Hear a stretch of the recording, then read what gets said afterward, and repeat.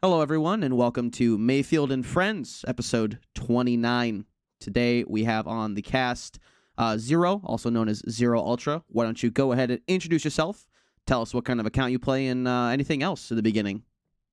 I'm Zero. I play regular Iron Man, and I'm pretty much a completionist, but that's mostly a fancy way of saying that I do skilling and I also hunt pets sometimes. Awesome. Is there any specific pets that you are dreaming to get in the near future?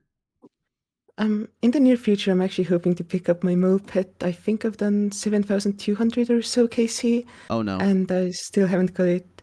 And in the longer term, I'm planning to hunt the Bloodhound a lot. Is there any pets that you're like? Are you planning to do all pets eventually, or is it just kind of like it's just gonna happen if it happens? Ideally, I would do all pets, but the issue with that is like some of the pets are just completely unappealing to me, like the God Wars Dungeon pets.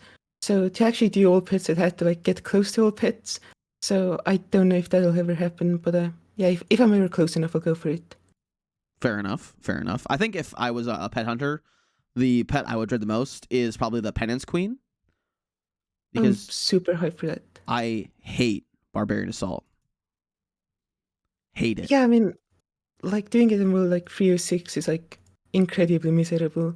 But like when you have your own squad together, it's like a super nice piece of content. That's fair. I most of my friends are also level 3, so I although I say that and now like a ton of people in my clan and friends have moved to like alts and mains that just kind of AFKing the level 3. We're dying out slowly but surely. But that's all right. Yeah, yeah, that's fine. I think there's like a lot of merit in playing like a type of account that like a lot of people don't play or don't know about. Like I see this a lot on like Twitter and stuff whenever like FTP players complain about like, oh, this update is not good for our game mode or whatever, and people go like, yeah, like why play an FTP? Like why would you do that? But like there's just so much to playing a type of account that can do things that are unique and completely different from like what other people do. And if everyone played a level 3, like what would be the point essentially? Exactly. Exactly. And speaking of account types, what drove you to the iron lifestyle? I know like as of recently, I would say I see less irons, more like unofficial irons and main accounts like kind of popping off in the I guess like not just the YouTube scene or the streaming scene, but just in general. I just noticed that like a lot of people have moved back to Mainscape. So what drives you to keep playing the iron? Um, I built a pretty decent main. I think I had like a 500 mil bank at some point and like 2200 total level, and I was relatively happy with that. But the problem with playing a main is I don't think there's that much to do once you've gotten to like end game, because a lot of people just want to send raids and just not really worry about it. But like whenever you look into doing anything like even remotely efficiently on a main, it's just so much ulting. Like you can barely get like anything done at like a decent pace competitively if you don't ult. And every time I've tried to ult, I've just burnt out of the game immediately. Just basically one ticked it. And if I can play a game mode that doesn't require that, I'll play that game mode. It doesn't necessarily have to be an iron, but that's the one that we have in the game. So what was the inspiration for just regular and not trying like hardcore or ultimate? You were just like regular iron is enough. Um, in regards to hardcore, like that was a super easy decision. It just doesn't let you do a lot of things that are like fun and efficient and so on. And I actually had my bit stolen by JCW because in the first episode of my series, I just suicided to the men in Lumbridge because it's like, look, you can't do this stuff if you're a hardcore, and JCW did the exact same thing. And yeah, You but know, hmm? go no, so go ahead. Oh yeah, in regards to Ultimate, it wasn't really anything like rational. It's just at the time I didn't want to play one, so I didn't make one. Fair enough. Fair enough. I was just gonna say like maybe you were both like workshopping it with each other in secret DMs. You were like, Oh yeah, I have a straight line to GCW actually. I believe that. I believe that. It's always like the most interesting people that like collab behind the scenes. Yeah, I mean, I've never talked to JCW. Like, I wish I had gotten the opportunity at some point because I could have pointed him towards better shouts for an Iron Maxcape speedrun. But It is what it is. yeah, Maybe it's a fun series. maybe when he runs it back. Yeah. Inevitably, I like my curiosity is piqued because I know that I'm curious. I knew after they both finished, like him and Hebox, once they finished the mains, I figured they would move on to irons or some other type of thing. Same thing with. Have you ever seen? Do you watch a cold one at all? Yep. The Zuckhelm any percent? Yeah. When he did the low percent, that surprised me. I thought he was gonna do an iron for sure at the end, but then he was like, "No, I'm just gonna do a 40." I think he's doing a Voider or a Zerker. I don't remember which one it is. I'm pretty sure he's doing a Zerker and he just started as a Voider. Perfect. Yeah, I really like that series. There's like some other irons out there doing or like Zerker peers or whatever doing like the road to Grandmaster as a 42 defense or a 45, and I think that is just like so interesting because when it comes to like speed kills, like yeah, you have Masori, but you don't have Ancestral or Torva. So Yeah. you're really handicapping yourself in a lot of places, and I think that's just like I think it's just fun to see. I think it's just fun to see. Yeah, I've had this idea for a Snowflake for about a year now, which would just be like a Void peer that can't do any skilling, including Slayer. And I think that would be like a really entertaining thing to go for like an Infernal Cape on. But that's gonna be kept in the back pocket for like at least 3 years. Yeah, so did you kind of get the idea from the guy who does the Inquisitor series, the 30 Um, defense Ultimate Iron Man? well, that was the main inspiration, yeah. But actually, like the bigger inspirations were Voluntas and the Billy Boss rework. Because Voluntas is doing a one Slayer peer series. I think he's retired at this point, but he might come back. And with the Billy Boss rework, I basically found out that you can pretty much replace everything you get from Slayer with the new Rev weapon upgrades and the Void Waker. And that was like, okay, that would be a really cool route to just like see, especially on a Voider. Oh, absolutely. I'm not like a PKer or a PVMer per se, but I do love watching videos where people just like hit 75s with a Void Waker on a boss or a person. It just feels good. It just looks good. Yeah, it seems really fun. I haven't ever had a Void Waker, but it would be a really cool weapon to just use as a whip skip. I didn't even think about that as just like a regular, just a whack-em weapon. Yeah, it's like slightly better than a whip or something like that. Plus, you can train strength. Yep. Easy. So let's dive a little bit backwards in time here. Let's look at where you started. So how did you get into RuneScape? Like what the original version or old school? I know there are the unique people out there who have only played old school and never actually played RuneScape back in the day. So what was your introduction to the game? Um, in 2008, I think, like right before Summoning released, pretty much everyone around me was playing the game, including my mom. And I That's just wrote like, crazy. hey, I need to go check it out. And I played for about a month. I just mined tin and copper in the Lumbridge mine. Didn't really do anything else. Then I quit, and I think around 2010, I tried coming back. Tutorial Island wasn't there, and I was like, okay, what's the point if there isn't a Tutorial Island? Mm-hmm. And then I quit until 2019 when I found out about the old school. Wow. So you really didn't play a lot in the early days, huh? Yeah, I don't even know if I made it to like 30 mining or anything like that. What I would do is I'd be in the Lumbridge mines, just mine an inventory a day, because I only had like 30 minutes to play or something. Hmm. Make make my way through the fucking entire pathway to Varrock. Go to the Grand Exchange, sell everything I got. If I got a gem, I got super lucky. I made so much money, and then just walk all the way back to the Lumbridge mines, and that's all I did. So you were like everybody else was woodcutting and fishing, and you're like, no, no, no, no. Click rock. Yeah, mining's always like spoke to me, I guess. Just like the idea of mining rocks is intrinsically cool to me. Yeah, it's I think mining is one of those skills that I think a lot of people are hoping for a change in old school. Uh, but I doubt we'll see any kind of rework in that anytime in the near future.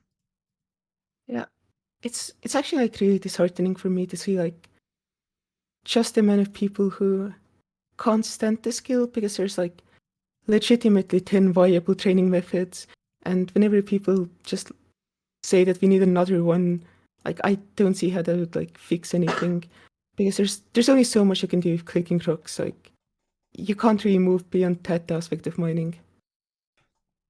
Oh, absolutely. I personally I hated mining for a very long time, but I did like 3-tick sandstone. I done 2S2G, and then I eventually worked my way up to the ever popular 3-tick 4G, and I don't know. I really like it now.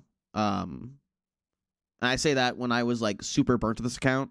I did like 92 to 98 mining just at Amethyst. I just sat there all day doing nothing Yeah. else. When I was killing Hydra, I was doing 3-tick amethyst to get darts from my blowpipe until I figured out that my TPS calc was wrong and it wasn't actually worth doing, but that was like so much fun on this account. I've never heard of somebody doing 3-tick Amethyst. What like, is there like a video on it, or were you just kind of like, I'm gonna try doing this, see if it works? It's one of the methods on the Save A channel. It's actually borderline worth it sometimes because you can get so much ammunition like so fast. But practically speaking, the profile is pretty much always going to be better. Fair enough. Fair enough. So for those of you, for me, not those of you, sorry, um, those people watching who may not have heard of you, you talked a little bit about earlier that you do your own series. So what was your like inspiration to start recording your content and be like, I'm just gonna do this now? What made you dive into the world of YouTube? I kind of always wanted to like just make videos about like my account, but back when I was playing a main, I had gotten like 1,400 total level or something before I decided that like I wanted to make videos. And I'm one of those people who like will see a YouTube series that someone made, and if they don't start a tutorial island, they'll go like, "That's kind of lame." And so I was like, okay, I'll eventually make an iron because at that point I knew that like I wanted to just like play a different game mode at some point. And when I made an iron, I was like, okay, I'm not gonna repeat my mistake. I'm just gonna start recording. And I'm only now really getting to the videos that I'm like actually excited to make because a lot of the videos I like made back when I was still maxing were basically just there for context, and I always really wanted to like, I guess, document the late game, and yeah, I'm finding that very enjoyable so far. Fantastic. Is there like, obviously I know you said you're kind of like a not necessarily a clogger, but you like a skiller and all that stuff. So is there anything like any major goals you're really excited to get to? Any maybe 200 mils or really long grinds you're excited to just dive headfirst into at any point in the near future? Yeah, I have this like entire route worked out for myself, and the crux of it is basically getting ready for Sepulchre and sending 100 mil agility, and that should get me about 600 master clues or something like that. So basically a 50-50 shot for a Bloodhound at that point. So I kind of want to do like a mini series of like 100 mil agility or Bloodhound, whichever comes first. I like the little shout at UIM Loki over there on that one. He has the best titles on YouTube, I think. I know. I love. I don't watch him a whole ton anymore. But if it's like if I'm like low on videos, I will definitely watch them. Just because like there becomes a point for me where, um, at the end game, unless it's something like super interesting or super good concept, it's like I just get not bored, but just like tired because I feel like a lot of that content is becoming very oversaturated.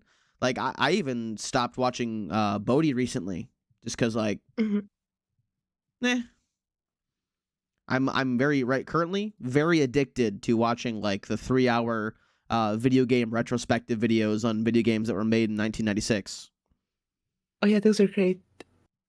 There's one I should watch soon. I think it's like about Dusk or something, but yeah, I love watching those.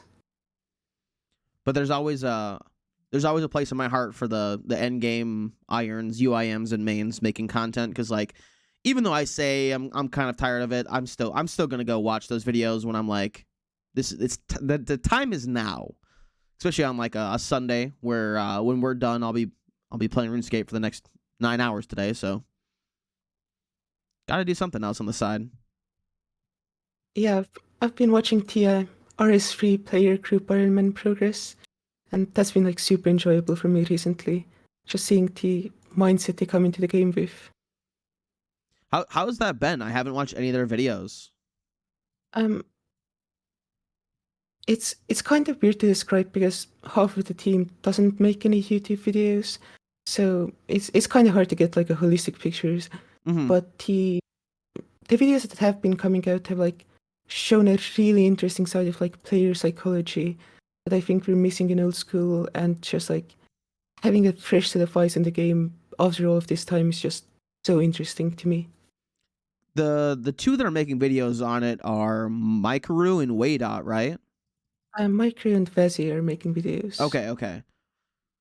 So I've seen the micro ones. I haven't like watched a full one, but maybe when we're done here, I'll go check them out and see what their perspective is. Because as a newly, I'm sure many people have seen the the podcasts of me now playing an RS3 alt on the side.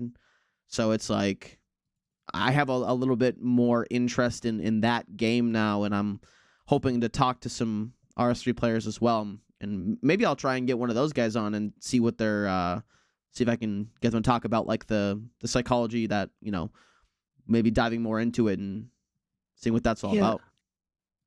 yeah. In whenever they do like a new thing in the game, they basically just give like a short review about like in regards to it, and they go over like, what they dislike, and it's just so positive compared to most old school players that it's just kind of wild to me. The Reddit mob. Not even the Reddit mob, like everyone. Yeah, I definitely like. I don't know. There are some days I just want to like leave my clan chat and just like turn all my privates off and just play alone. I just feel like there's so much, like you said, just negativity in the game regards to like everything. I think it kind of started with like the sailing thing. Is that like because it's like a very minute amount of people who are like, "Fuck a new skill, we don't need it," and then there's everybody else like, "We'll give it a try." Yeah. So what is your current thought on the updates and the general direction that we're moving in with old school currently? Um, the thing to me is like a lot of people have kind of been acting like there's a huge difference between like what kind of updates we're getting now and like what kind of updates we used to get and so on. But I started playing in 2019, and since then I've never really seen an update that like stood out to me in like one way or another. Pretty much every update that has come into the game has just been basically fine, and just seeing how people like are ascribing like the entire team based on like forestry or shooting stars or any other like controversial update is just it's just weird to me because like if you look at the substance of updates, there hasn't been that much that has changed. It's more so a matter of presentation and I guess marketing. So if you were on the old school team, would you want to present or market anything differently as to how they're doing now? Yeah, I think it's a lot of like hype building that just isn't working out for Jagex. Because ultimately, like whenever they come up with like a new update, it's never going to be the most exciting thing in the world. Like it's you're not going to reach the same degree of like impressiveness as you did during like Top release or Inferno release or any of those other updates that the player base was like really floored by. Because those things have all been done. Like there's no equivalent step up that you could do as a dev team. And when you're trying to present like a bunch of updates that are just kind of nice to have in the game, and you're basically like burdened with the expectation that like you could make top, so you can make something that's equally as exciting, it has to be like a losing battle because you can't just make top again because it's already in the game. Yeah, it also must be like an immeasurable amount of pressure on the shoulder of these people because like they need good updates and like they need a consistent player base, or like if RuneScape gets shut down, then that's pretty much it for Jagex at that point. I know they have like other small things, but if RuneScape would ever die, I believe, careers and companies would just die with it. Yeah, it just has to be so difficult because pretty much, like at least this is my opinion, pretty much interesting that could be done with the game was already done like a couple years ago. And at this point, it's mostly just about recontextualizing what already exists and presenting that as something just completely new and exciting can't really be a winning proposition under any circumstances. Because the last time the game was in this state was EOC, and that obviously didn't really work out well in the immediate future. Do you think that like because of the highs they've reached and them trying to go for it again is the reason we're getting things like I know everybody was hyped for Leagues 4 and then they announced that it was Trailblazer 2.0. Do you think that because Trailblazer Leagues was the most well received, is that's why they're reusing that to try and rebuild that momentum from that second league? I think it's mostly because that was the best idea that was also accessible. Every other like idea for a league that could be really, really fun is also just super inaccessible for the target audience. So when it comes to something that's just like you do a limited amount of content, like you have a list of tasks and here's basically the order that you go through them in. Like you can't really reproduce that with another set of like restrictions. Like I personally really like to see like a time traveling league or something like that because I think that would be really fun for me personally. But that's not really something that would translate well to like the player base of the scale it is. And I think that's most of what Jagex's decisions come down to, like whenever they conflict with like what players want from the game. Because obviously they know what problems players have. They know like what kind of game players want, but you can't like just copy paste something that would work for one player into like an economy of over 1 million players and just expect it to work out like the way it's intended to. Absolutely. I think I've actually never thought about the time traveling league like, you finish one set of content, then you unlock the next year's content, or like that's. I like I had a chat with Kuda Bear a long time ago about his time traveling Iron series, and I've always thought that like that is a very interesting concept. Maybe you should walk up to JXHQ and be like, I got Leagues 5. Yeah, actually, before I found out about Kuda Bear, I had actually been working on like my own time traveling Iron Snowflake, but I didn't do the incredibly intelligent thing that Kuda did, and I went like, okay, no, basically no restrictions. I'm just gonna like do all of the long grinds. And when it came down to like actually mapping out the route and like seeing what I would have to do, I immediately got stuck on Corp and was like, okay, this isn't tenable. Oh, absolutely. Yeah, there's definitely like so many good quality of life things that have come out in recent years that makes old content or content even like if you were to look at stuff like that we got in 2017 that just made stuff from 2013 when Old School released that much better. Like when Old School released, it was like KQ, KBD Barrows. right? So you were Yeah. you were killing KQ basically with Varix. Like that was it. There was no. It was like nothing else, Mhm. and that was peak fun, peak enjoyment. I would love to Yeah, go. I would love to go back and see that one more time, and I think the time traveling league going back to that is I'm stuck on it now. It's in my mind. It's forever now.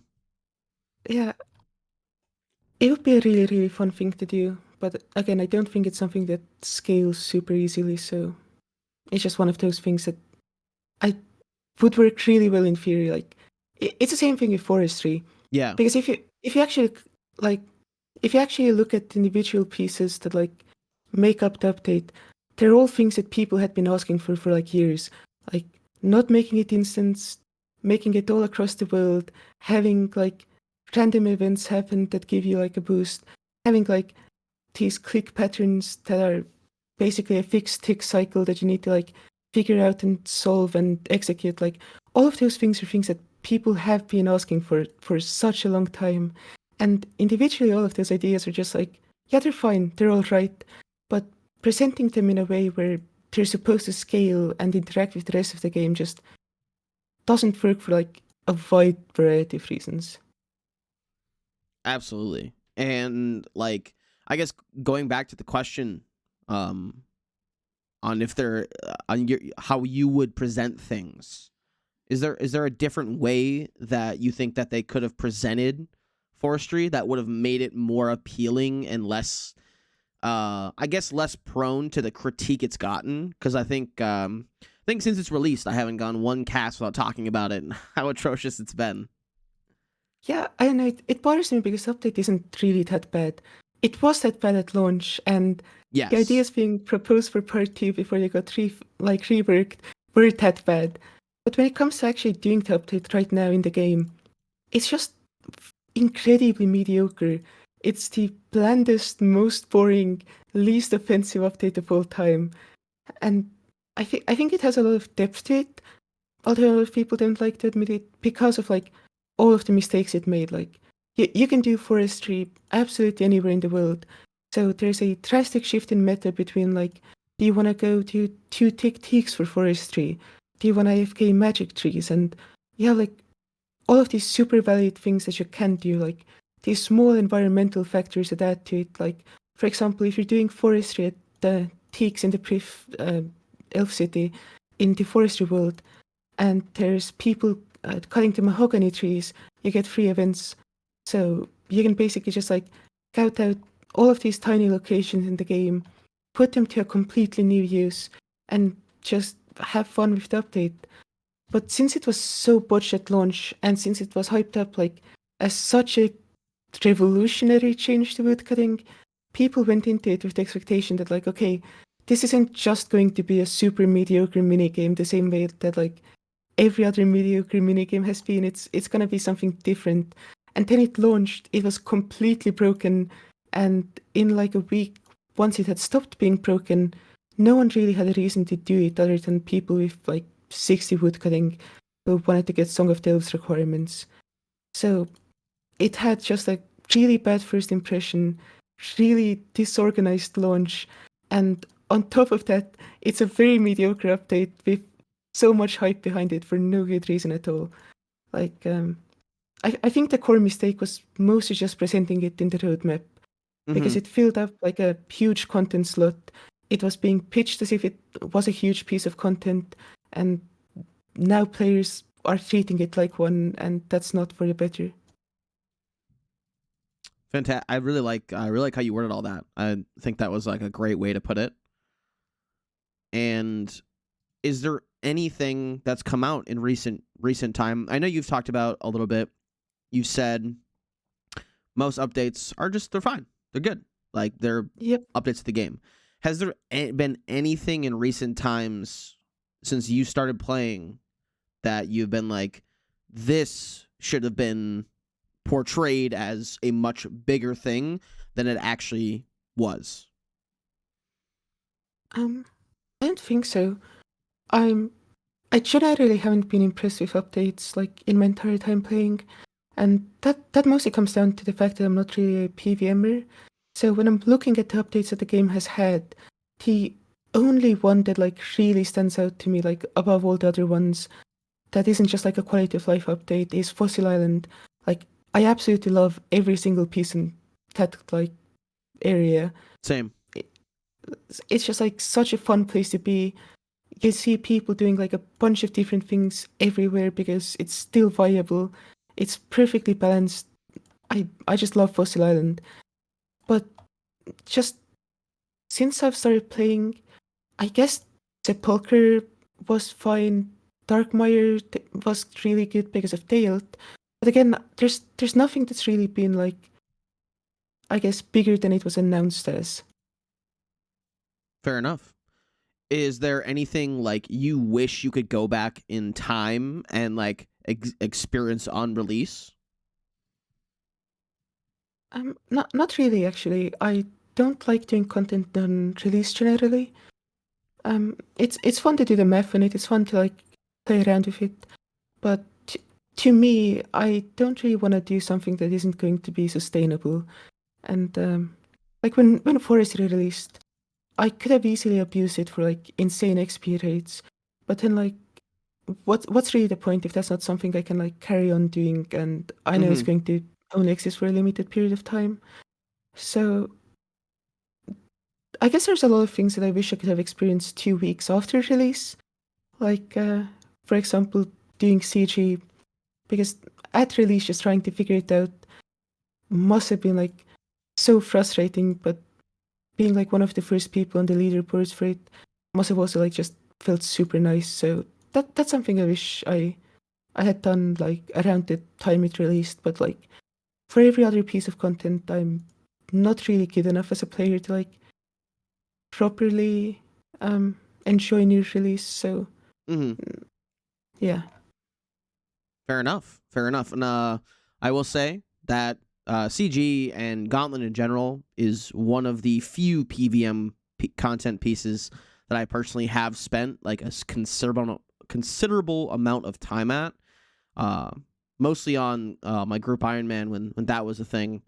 Um, and I will say it's probably one of my favorite pieces of content in the game in regards to PVM, and that's something I could see myself grinding out like the pet or Bofa for on an iron, even if I'm going like 300 dry, just or not 300. That's not even that bad.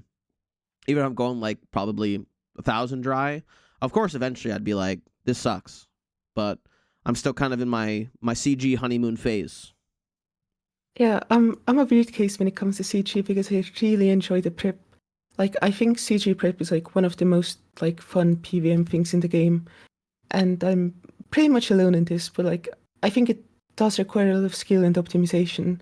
And that's something I'm kind of always looking for in the game, Mm-hmm. being seeing how the numbers shake out. Absolutely, I agree that with like that sentiment, I wish there was more cases of PVM where it was like a more of a self-sufficient thing. I understand why there's not, because then there would be no waste of supplies. Because CG is very unique in that sense. I guess if you consider Chambers of Zarek, but you still initially bring stuff in to use in the raid. But a lot of people just like you prep overloads and all that stuff inside the raid. But I don't know. I would like to see more stuff like that. I think that like the lack of involving other parts of the game kind of hurts the mentality of PVMers when saying like skilling doesn't matter when it's. And I think that in like recent times, like incorporating it into like the Duke Succulus thing, it's not enough because it just feels irritating to have to do it every time. Whereas like you would explain with CG or Gauntlet in general, it's like okay, how can I turn my 7-minute prep into a 6-minute consistently? How can I like properly go through the routes? And I just wish we had more content like that to really experiment with and just like get better with. Yeah. I don't necessarily think it needs to be self-sufficient, and I know a lot of people are huge fans of like scaling rates and like more updates like Sepulcher and just generally like blending in scaling with PVM. But yeah, when it comes to CG, I think we don't really need another PVM encounter like it because I don't think combining PVM and scaling is a great idea like as something to pursue. CG already exists, Sepulcher already exists, and I think it's fine as it is. I don't really think we need like that much more content that like crosses the boundaries between skilling and PVM. Mm-hmm. I I don't normally disagree with a lot of people on things, but I guess as a skiller, I would like to see more stuff that crosses the boundary. Um, but everybody's different, right? Yeah, to me it's mostly just like um if I want to skill, I generally prefer the more traditional methods for skilling. Mm-hmm. And even though Sepulchre is really fun, I don't think it's like the best piece of skilling content of all time. And I think it has its place in the game. I think there could be a feeding expansion that's something like Sepulchre, but I don't think like this is necessarily a philosophy that like should be continued forward at the pace it's been recently. Like for example, we wouldn't have gotten like all of the mining drama if it weren't for the fact that TOA requires 85 mining. And stuff like that just really makes me think about like whether or not it's necessary to like really make skilling into a completely new form of content by incorporating like more modern PVM mechanics into it. Because I just think like it has its own appeal. And to me, being at the quarry for 12 hours straight is something that I really, really enjoy doing. And having this idea being, I guess, spread through the community that it could be better, I don't think is necessarily productive. Because while, yes, we could have different mining methods that appeal to a different kind of player, I don't think that would necessarily make them better. So the end result is if you're looking at like the place of mining in the overall metagame, so much of it is dictated by TOA requiring 85. And that's also true for a lot of other like skills. So I think it's a more complicated topic than people are making it out to be. Because again, two problems of like scaling up content. Definitely. Is there like, is there any route that you would like to see the the devs? I don't know why I couldn't think of the word. Any route that you would think that like the devs could look at to help bridge the divide that we've seen, especially with, like you just mentioned, with the TOA requirement, and I'm sure locking a lot of content behind quests that have requirements like CG and like Desert Treasure 2, stuff like that. Personally, I think that like all of the quest and hard tire requirements are perfect. I think that's basically the level targets that most players should have for skilling. I just think like when skilling requirements that are kind of essential for PVM go beyond like those marks, I think that's when there's some degree of I guess, a problem. Mm-hmm. Because if you look at a normal player getting maybe like zero point 0.3, zero point 0.2 EHP, every single high skill level goal is going to be like an arduous process. So I think it's more of a matter of like managing targets. And I think honestly one of the better upgrades for like skilling in the community would just be an alternative like bank teleport, maybe something you have to charge, maybe something that's like a tiny bit expensive instead of having to like get the crafting cape. And I think some elite tier rewards could be like looked at and retuned. But other than that, I generally just want to see more fun updates that are like more in the vein of classic skilling. Like again, somewhat like the content we saw on Fossil Island. Awesome. So we've chatted a little bit about what we're looking at in regards to updates that are in the game, current things. So let's look a little bit towards the future. there are a few updates that we are looking forward to coming out in regards to the big ones, which, of course, the next amazingly big thing is sailing. You've also got the Hunter Guild looking forward, and, maybe any other teased releases. Is there anything that you have seen on the roadmap or in a poll blog or anything that you are extremely looking forward to? Or are you still kind of on the fence about any of that? Cox changes. I need those. What about the Chambers changes? Like, what part of them is like, we need this? I only recently started getting into Chambers, and it's been kind of fun, but it's just very clearly there are some parts of the raid that need to be changed, and those are the exact ones that are being looked at. Like, the biggest one for me would just be adding overloads to more buses, because prepping an overload is such a miserable process if you've ever done it. Like, it's not fun at all.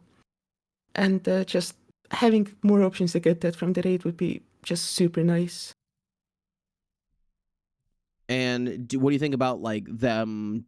I know they've kind of pulled back a little bit on the scouting changes, from what I remember. Like, do you think the scouting changes are also like a good thing for Chambers? I mean, they seem like they were just fine, like most of the things. I think a lot of people are, again, like, kind of making a way bigger deal out of them than they were intended as. And again, I think that's a communication issue, because they were never, like, promised to be like the giant fix the Chambers of Syrinx or whatever.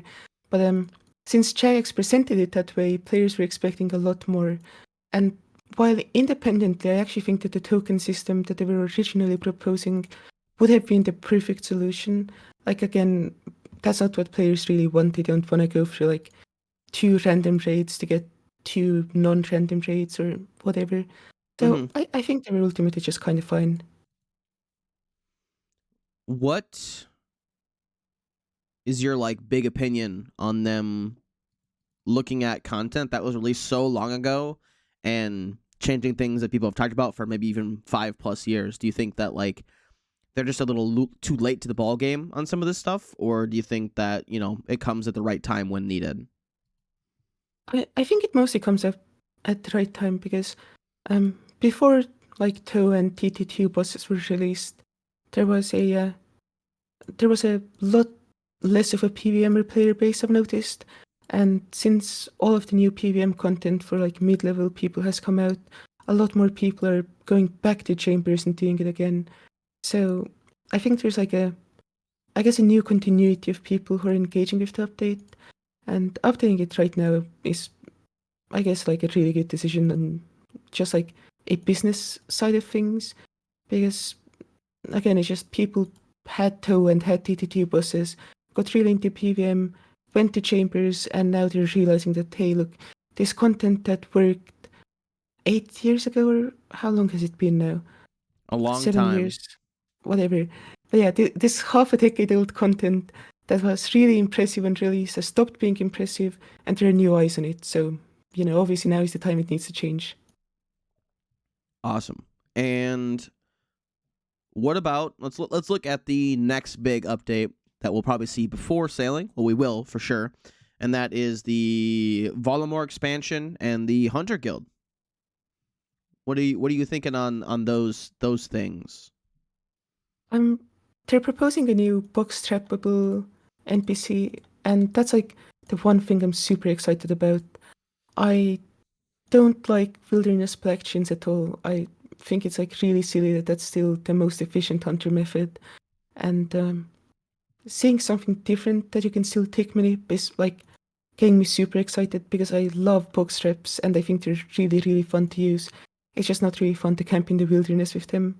Yeah. So that's one thing that I'm super excited about, even if it's not EHP or whatever. Like, it'll be super fun. Um, Other than that, it's the exact type of update I'm generally looking for. It's gonna be super fun for about a week, and then after that week, I'll never have to think about it again. And yeah, I'm so happy with that. And what do you think about the fact that there's going to be a third pet related to Hunter? Um, if I had the Herbie pet, I would be a lot more excited for it. But I'm still on the herbivore grind, and yeah, it's getting kind of scary because I've done the math, and if I go like try enough at Herbie and Chins, I could get 200 mil hunter, and that's not really something I want to go for. What's your current hunter XP and your current My, BKC? my Herbie KC is I think 7,200 again. It's pretty much equal with Mole, and I have 32 mil hunter XP. Oh, geez. You're cruising up there then. Yep. How long have you been working on the herbivore grind? I started doing Herbie at I think like 90ish hunter when I ran out of drift nets, because that was the bulk of my hunter XP. And since then, I've just gone and come from Herbie, as I guess my mood dictates. Fair, fair. I guess the other big piece of the Hunter Guild is the contracts. So the biggest thing I think people think about contracts is they're doing one of two things to a lot of skills that we've seen. That's one, minigamescape, or two, Slayer for all the skills. So of course we've got farming contracts, construction contracts. There's one more, isn't there? Oh, I think it's just those in Slayer. Yeah. So what do you think about the Slayerification or the mini gamification of a lot of the skills these days? I know you said in general you want to see more like classic skilling updates, so I'm curious as to your specific thoughts on that. I think they're good as long as they're not the primary training method for a skill. And I think a lot of people agree with me on this, but I think I have a I have a different definition of a primary training method than most people do. To me, forestry isn't really a training method because if you actually look at the data, Solia steps are going to be better XP at almost every level bracket if you can do them. So I think if the Slayer contracts for Hunter aren't going to be, competitive with Herbivore or something, I think that's completely fine. It's just another option that people can do, but it's not something that I'm like super looking forward to doing as a training method. But as a mini game type activity, it sounds really fun because there's so many hunter creatures I've never even touched. And just having the opportunity to go and hunt them for like a week, I think it's like super exciting because of the novelty involved. But again, I don't really think it should be one of the main training methods. Awesome. And now, of course, you've got the whale in the room of sailing and the approach that is making on the community.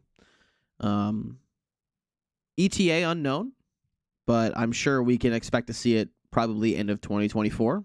You think that's fair? I think that's probably true.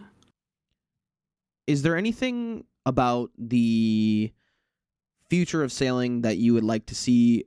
Like, is there? I guess just a generalized question.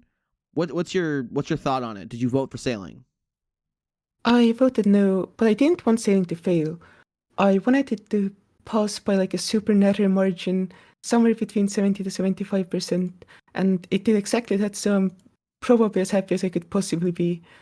I think it has a lot of potential. I think the blogs weren't really well presented from a skiller perspective, because when I was reading the blogs, I wasn't thinking about the new content it unlocks, I was thinking about the skill itself.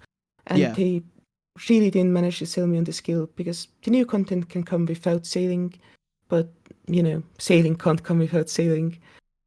I think it'll probably be really fun 6 months after release, and I'm hoping it'll be fun on release, but I can't really say for sure. Is there anything you're hoping to like see in sailing, or are you kind of open to whatever happens? I'm really hoping that they shift more focus on the islands. Like that was the one thing that really disappointed me. Like when it came to the blogs, is you put all of this effort to sail to islands, and then if you want to keep training sailing, you just immediately leave the new island you unlocked or however it works. And that seems like super sad to me. Like if I'm training sailing, and I'm getting like 90 sailing and I unlock a new island, I don't want to be like, okay, I need to go get 95 to unlock the best in slot island or whatever. Mm-hmm. I kind of just want to go do stuff on the new piece of content I got. So I'm I'm hoping that gets worked in somehow because I think that would be a huge selling point. But overall, I'm sure it'll be fun eventually. So if it isn't on release, there's so much other stuff I can do. Fair. And one thing I'm actually curious about, I haven't asked this question before, and I kind of been thinking about it a bit recently. With sailing, do you think that like a cool underwater expansion would be really like healthy for the game? Because like in regards to the RuneScape map, they could infinitely expand it if they wanted to, right? But there's so much, lack of better terminology, dead water, right?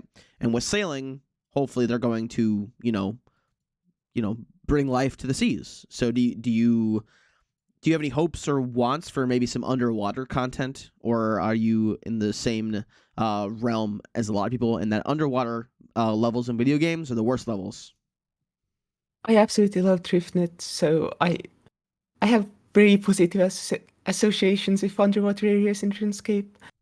I would like to see it being explored more because I think there's still like a really cool ecosystem that can be built. There's already items that have like special properties underwater, Mm-hmm. so having upgrades for them, having new weapons that can be used underwater would be cool if they can get that system to actually work. Like right now, I think it's the Brine Saber, Dragon Harpoon, and the Merfolk Trident. I Yep. think are basically the weapons you can use underwater. But I think adding to that list of things would be super cool to see. Maybe a flipper upgrade, maybe a diving helmet upgrade, something like that. I think it has a lot of potential, and that sounds super cool to me. Yeah, that's something I'm actually really excited for if it comes into the game. I think I would love to like be there in the room. Like I don't know if I want to be one of the people like giving them feedback. I just want to be a fly in the room when they're designing content and like what we can look forward to, because as stated before, the blogs, they give us like enough to have a little bit of hype, but there's a lot to be desired with a whole new skill and how it's going to tie into the world and incorporate everything. And I want to be there in the room while everything's happening. So I'm so curious as to how it's going to go. Um, that being said, are you afraid of any like busted multi-skilling methods coming out in the beginning? Kind of like how we mentioned that forestry was broken for like what was it, like 24 hours and they fixed it? I think it was like 3 days. Was it 3 days?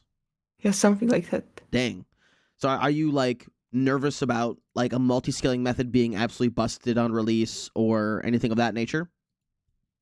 I was actually listening to the Omnia podcast a couple of days ago, and I forget who, but someone on there said that like, we don't want other skills to be zero time, but if sailing is zero time, that's fine. And I guess that's generally my take on it. Like, if there are multi-skilling methods that are not really good for like the other skill, but are kind of busted for sailing and make sailing zero time, I'm completely happy with that. But that's just selfishly speaking. Like, I I'm more tolerant towards multi-skilling than most people are, and I think that's mostly because I don't really see a lot of the solo skilling methods as super interesting. So I'm always like kind of for multi-skilling, but realistically speaking, it shouldn't really be in the game to the extent that people are afraid it might come from sailing. Mm-hmm. And then is there any like, I know they've talked a little bit about expansion to like new logs, new gems, that kind of stuff. Is there any type of like, actually, would you like to see that like new crafting cape style bank teleport come from something like that? Oh, that would be perfect. Maybe a ship teleport and you have a bank chest on your ship. That would be cool, I think. That now I'm curious as to like what the sailing skill cape perk will look like. Like, Yeah, maybe sorry, go ahead. maybe just teleports you to your ship. And maybe it's cheaper and faster. Not I don't want it to be faster than crafting. That would be too Yeah, too fast. You already have the Hell Sepulchre teleports for that. In regards to experience rates, where do you think we're going to see sailing at? I think they've talked a little bit about it being like a mid-tier skill, so like a 100K, something like an hour, maybe a little bit more than that. Yeah, I'm expecting it to be somewhere around like Hunter experience rates, maybe a bit more. Mm-hmm. That just seems reasonable to me. One question I am curious about now, like, how do you think they decide that? How do you think they decide, like, oh, this is going to be one of the slow skills, or this is going to be one of the quick guys? I don't think they did back in the day because they weren't thinking about 99s. Um, I think when the first person got like 99 smithing, they got to like design the rune items basically because it was just a completely unexpected thing to happen essentially. Mm-hmm. So I think when it comes to the original skills, they really didn't think about it. But I think these days there's a pretty clear like player bias towards like mid-range skills that aren't fast buyables and aren't like slow gatherers. So I just think those are the most popular like options. Fair enough. Fair enough. Is there anything else about sailing you wanted to like touch on a little bit, or are you kind of you feel like we got it pretty good? Um, I think people are like super concerned with it feeling like a mini game, but I don't think that's particularly like an issue. I think it would be completely fine for sailing to come out and just feel like a mini game on launch because it has so much room for expansion, and I don't think it's like the main concern with the skill. I think the main concern with sailing is like whether or not the gameplay is actually like sustainable and fun. I don't want there to be a bunch of like trade-offs. Like one of the things that really scared me about the blog was how one of the primary training methods is loofing your sails at like a low level. And then as you get to a higher level, you get crewmates and they're gonna do it for you. But that made me think like, okay, so if you get experience for loofing your sails and you have crewmates doing it for you, wouldn't it just be optimal to just manually do it for the entire time you're training sailing to 200 mil? And that type of stuff like really scares me, like just the general balancing of the gameplay. Um, Other than that, though, I think the skill has a lot of potential. I just really hope they think it through with like a skiller's point of view, Mm-hmm. where it's not just enough to have rewards, where like actually efficient methods matter. Absolutely.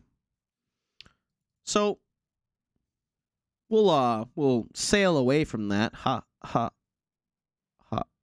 No one? Okay, cool. So you yourself being a skiller, a gamer, if you will, are you kind of like an EHP athlete in a sense where you keep track of it and you're kind of focused on it and you're looking at EHP methods, or is it something kind of in the back of your mind? And for those who are not that type of person, that's just efficient hours played based on the max amount of experience you can get in a skill every hour and doing that at a 1-to-1 rate. I'm not a one-to-one gamer, but I'm definitely an EHP type of player. I can't really sustain one-to-one for that long, so I generally don't really try to, go for it long term. I aim for like zero point 0.7 or so while doing an efficient method, and that's factoring in like all of the breaks and other stuff like that. Mm-hmm. So if I need to like do hand stretches, like that cuts into the XP rate. But that's completely fine to me. Like I'm not really trying to get top page or anything like that. I just want to see my ranks go up, and I want to see like how far I can go mostly. And I think it's gonna be really interesting because my overarching goal is a base 100 mil skill level, and I'm really curious to see if I can reach it. And I know it's gonna be like super hard, but to me that's like just realistic enough to go for unlike 200 mil all. Mm-hmm. And yeah, I'm so looking forward to just seeing how far I can go. Awesome. And with that threshold being so near to the virtual 120, do you ever envision them having skills in OS go to 120, or do you think that we still have a long way to go before they ever need to do that? I don't think it's gonna happen, but the original reason why it shows base 100 mil is because about 2 years ago, I was pretty convinced that eventually we're gonna get 120 capes. At this point, I think that's less likely than it used to be. I don't think like the interest has increased at all. I think it's decreased, if anything. So at this point, I don't think it's gonna get any like official recognition in the game. But yeah, I just think it's a really cool like XP mark, and I think the 120 capes from RS3 are really cool. So that's a part of the reason. I would love to see 120 capes or like master skill capes or something. I don't know. Like skill capes are great, but I would love to see like the cooler master versions cuz like they can do so many cool things with capes. Like we see the Inferno cape, like it moves. Give me more moving capes. Yeah, I think it would be like super cool to just walk around with like 100 mil mining cape or something like that. That would be Mhm. just like a super nice thing to have. Do you want to see like a completionist or trim comp in the game at all? Um, Personally, I think like the max cape and skill cape perks and the diary cape and the lead diaries were a huge mistake for the game. So I'm kind of cautious about adding like new completionist capes to the game. I think it could be fun, but I don't really see it a niche where it would actually encourage like, you know, people to not go for it if they don't want to do completionist stuff. Mhm. Yeah, I agree. I think that pretty much all the capes should have just been cosmetic and not have crazy perks like they all do now. Well, I guess not all of them have crazy perks, but some of them are just too good. I wish all of them had like a mining cape type perk where it's super nice if you're actually training the skill, but it's completely irrelevant if you're not. I think that would have been a way better direction for that. What is the mining cape perk? If you want to refresh me You on that. you get an extra 10% chance of getting double low level ore, I think. Oh, So it's really nice for XP, but it's completely useless for anything other than XP, basically. I honestly did not know that was a mining cape perk. I know people have talked about wanting to add a mining guild teleport to that cape. What would your thought on that be? Um, I mean, I guess it would be fine if it wasn't closer than the skills necklace teleport, Mm-hmm. but I don't really see the need. What about the I know there's also been chats about the what was it, woodcutting cape going to the woodcutting guild. Yeah, I do think the woodcutting cape needs like a rework because as it stands, it's actively detrimental to use it when woodcutting anything other than redwoods because it replaces log rolls with bird nest rolls, and yeah, it's just kind of frustrating. Mm-hmm. But yeah, I think that cape just kind of needs an overhaul. But again, it's not really a huge high priority thing. It would be nice if there was like a quick teleport to redwoods, I guess. Fair enough. Besides the Karenin Kebos, That's still so far though. it's not that far. Or otherwise, the Xerix Talisman to look at is not that far either. It's like it's far enough where it's like not great, but it's not that far. It's not insanely far, but it's just like it's far enough to be kind of inconvenient when you get the Sherlock step. That's true. That is true. So, in regards to like, you're fairly unique in the sense that you started the game kind of late. Yeah.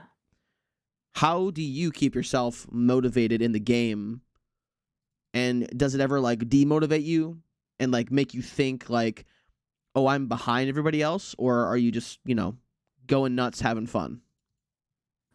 Going back to the topic of like endgame YouTube series, back when I started this account, there really weren't any around other than Trice Cup series.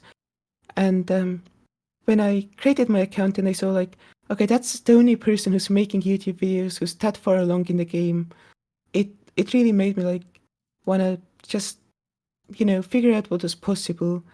And obviously, right now you see like Iron seeing crazy stuff all the time on YouTube.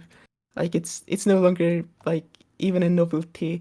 And I do kind of regret that I didn't start playing earlier, so I could actually like have done that before the huge wave happened. That happened like I guess a year ago. Mm-hmm.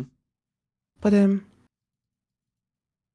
yeah, I don't really feel like I'm behind too, because a big part of the reason why there weren't endgame videos was that there weren't that many endgame players. And even right now, it took me 2 years to get to top 2000 Ironman. And if I went to 200 milo at my current pace, like, I wouldn't be that far behind, like, most people who quit. Because um, there aren't really anyone, or rather, there isn't really a huge mass of people who are close to 200 milo, but not close enough to be like approaching it. Like Tits and TKHO are both gonna get 200 mil like relatively soon, and then after them, it's gonna take a while before like anyone gets there again. Mm-hmm. So like even if you started an Iron right now and you played as well as TKHO does, you could still get a top page finish on an Ironman. So I, I don't really feel like I'm that behind because really people haven't been doing Iron in the game for that long, like competitively. Fair enough. Do you like foresee any ultimates getting to all in the near future? Um, I I don't think anyone's that close. No, There's definitely there's like nobody close. yeah, there's definitely gonna be someone eventually, but I don't know if anyone like actively has the goal. I know Paperback used to like be a 200 mil grinder, but he quit the game. So yeah, I don't know. I don't really know if anyone's going for it. I guess only time will tell there. So I guess that is like, your motivation is just like doing the content creation and enjoying the game then, right? Yeah, I've always been like super fascinated by just things that not a lot of people do. Mm-hmm. Um, when I play other games, what I'd love to do is I love to go through the Steam achievements and see which is the achievement that the least people have, and then try to get that one.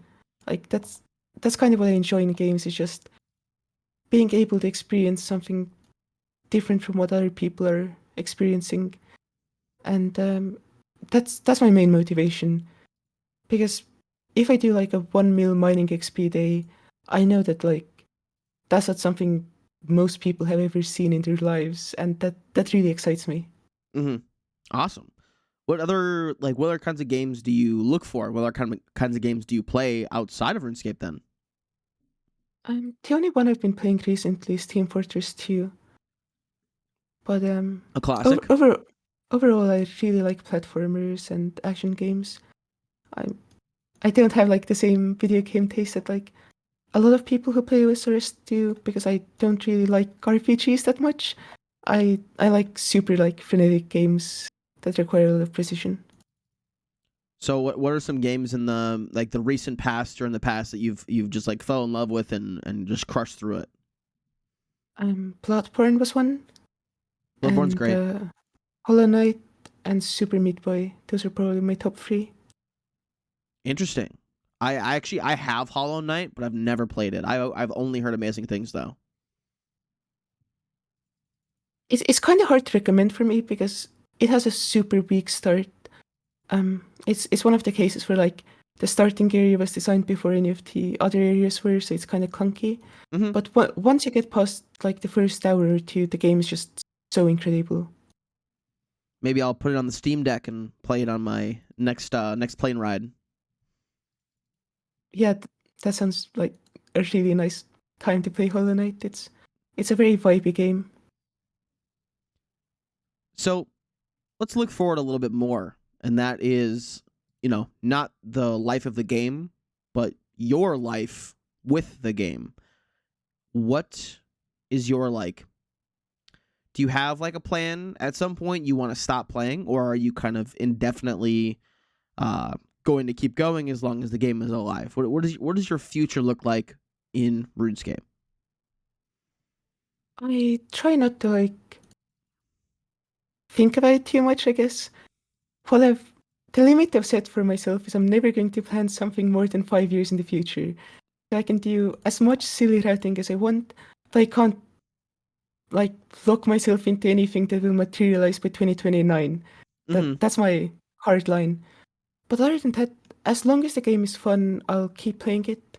And it's been fun for the entire time I've played Titan, so I guess I'm just gonna keep playing it unless something big happens. And yeah, Do you have any I big plans for like your YouTube in the future? I'm I'm really looking forward to just going for a bunch of like cool stuff. I'm currently locked to woodcutting because I decided I want to get some woodcutting XP. But after I'm done with that, there is a huge PVM mark that will happen, and I think that'll make for like super easy content because you can get so many clips doing PVM. But other than that, there is the sepulcher grind, and then if I don't get the bloodhound, I'll have to decide whether I wanna work more towards space 100 mil or work more towards the bloodhound, and that's something for future me to decide. Awesome. Well, I'm kind of at the tail end here. Is there anything that you want to ask me, or you want to bring up before we go through our sign off motions? What's the most What's the update you want the most for level 3 UAM? I already got it, and that was ring of recoils on the Magpie drop table. Nice. That was something that has been talked about in the Twitter space for since about 2016 or 17, before I ever started playing this game mode. And then they gave us Poison Dynamite too, right? So they gave us everything we wanted, because before those updates, it was almost impossible to do the feud without like bug abuse and getting Ring of Yeah. Recoils in a weird way. And now I have like infinite attempts at that, as long as I have the Nightshade, or as long as I have what I need. Yeah, your blood rune stack is finally worth something. Yeah, and the worst part is I've already sold like 400k blood runes Oh at no. 40 each. Oh god. So I've already lost a lot of GP, but I've saved a bunch still. So I have how many do I have now a days? I think it's like 429,000. Yeah, 429,000. So Okay, that that's good. yeah, no, but like I would have almost a million had I never sold them. But there's so many quality of life things that they've added, like adding the looting bag to LMS, because before that, getting a looting bag was a pain in the ass because you had to Mhm. do the spawn manip and risk XP every time. But nowadays, and they also released a 100% splash weapon all the time. So now I Yep. can get broad arrows unlocked through Wilderness Lair. So basically everything that I wanted and we petitioned for, we got it. Do you have a nice headless arrow stack? Do you want to guess at how big the stack is? Um, I have no idea. Mine is like 2.4 mil. So I've been every time I finish a Wintertod run, I fletch all the arrowheads, and if I don't do redwoods as my AFK anymore, I do fishing right now. But when I was going for when I didn't have 99 wood cutting, that redwoods was my AFK. My current arrow shaft stack is 4,743,000. Nice. So I think I have I think it's like 13 million more Yeah, something like that. for 200 mil. I have I think 3.2 arrow shafts and like 2.4 mil headless arrows. I am dreading buying the feathers. Absolutely dreading it. Oh, it's so bad. I can do like 500k at a time, and then I'm like, okay, I'm done. I'm never coming back. Then obviously I run out, and I go like, okay, I have to go back. Oh, finally have to do it. Oh, I'm not excited. And that's the reason I wanted broad arrows so bad, because the other method is buying steel and mithril arrowheads from the Catherby range shop. Oh god. Yeah, that sounds awful. And there's no packs for them, no nothing. You just gotta world hop and buy like the 1,000 stock per world. Yeah, I've built up some air shafts in my time. Thankfully, I'm Dryad Mole, so I get infinite U-logs. It's, Perfect. yeah, it's one of the perks. What do you have your kingdom set to then? My king, ever since I did 99 Herbler, it's been at 5 Herb, 10 Mahogany. Fair enough. You're not a maple log gamer. Nope. Got the The infinite thing, use. Don't need it. the main thing is that whenever I think about my routing, I'm always going to just ignore construction as long as I can because I really don't enjoy the skill. So having the excuse they always have Mahogany's coming in from Kingdom and I'll worry about the skill once I have it banked is just too nice to give up. That's true. I mean, like, I'm with you in the fact that I have pretty much my route planned out for max in level 3. I'm hoping, well, I will most likely with how much I play finish it before sailing because I want to like max all my skills before sailing comes out. Finish 200 mil fire making and then start working on 100 mil RC during that time while we wait for sailing. Like that's kind of the plan for me. I've already got like the what I'm doing next, everything of that nature. It's all I'm a routing Andy. I do it in my head when I'm at work. Everything.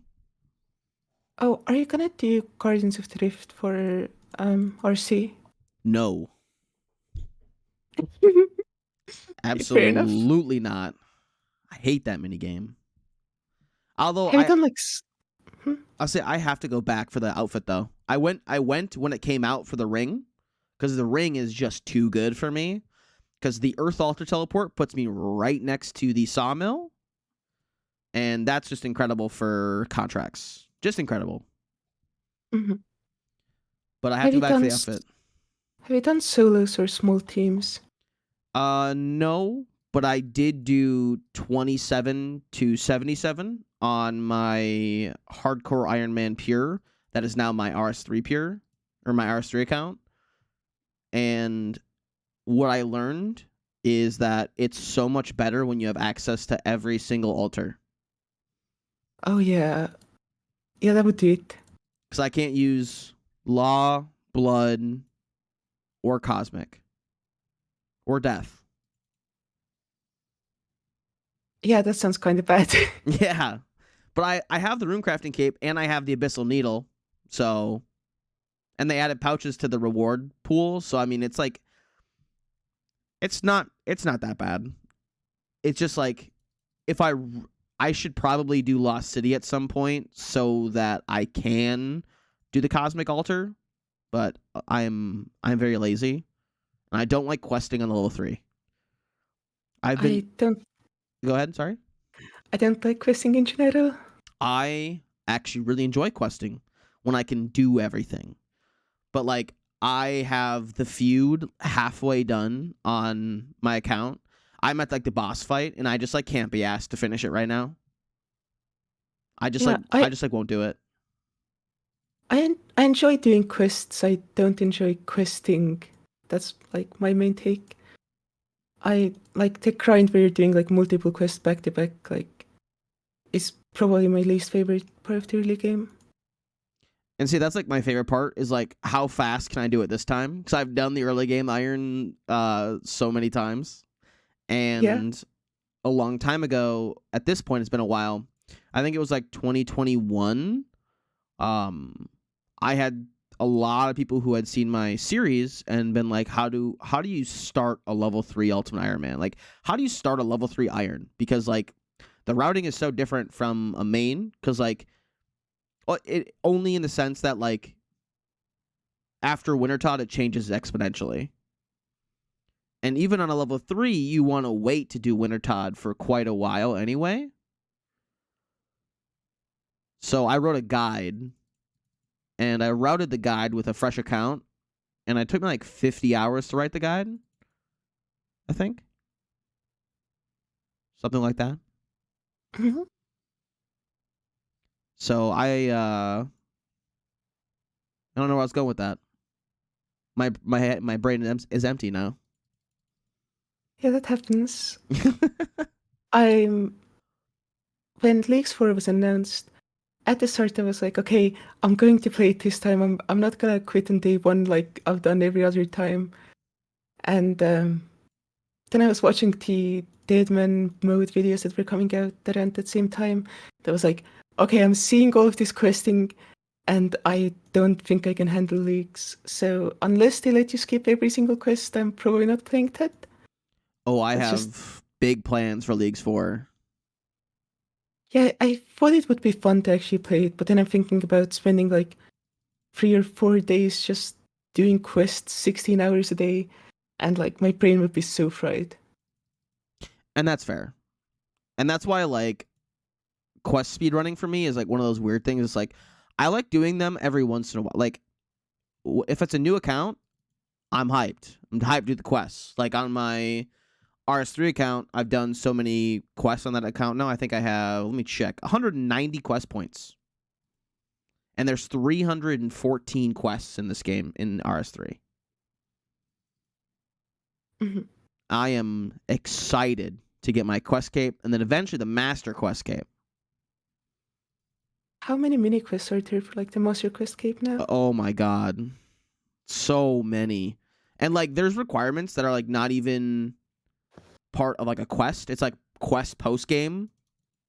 Oh yeah, the Dimension of Disaster, whatever ones. I Ooh, remember I've started hearing about that.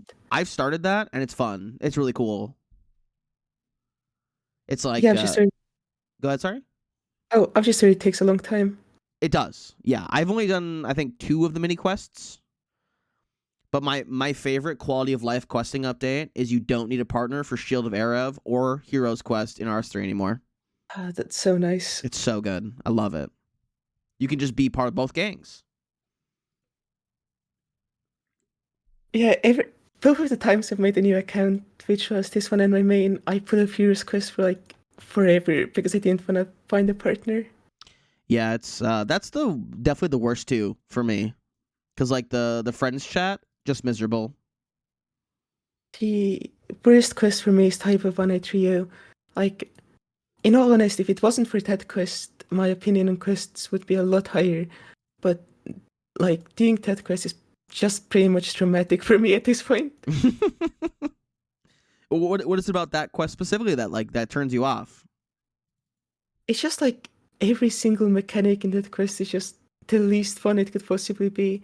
And a lot of people hear me say that and go like, okay, but at least it's short. But I don't really think that's like a good excuse for something. That's true. That is true. Is there anything else you were want to touch on at all? Any other questions you had maybe? I think that's all. Fantastic. Well, thank you everybody for listening. If you've made it this far, thank you so much. And if you made it this far, then you're definitely interested in Zero and their content. So you should go subscribe to that channel. And I want to thank you once again, Zero, for being on with me today. It's been a pleasure. And And anything you want to say before we sign off? thank you for having me. And yeah, enjoy the game. Enjoy the game.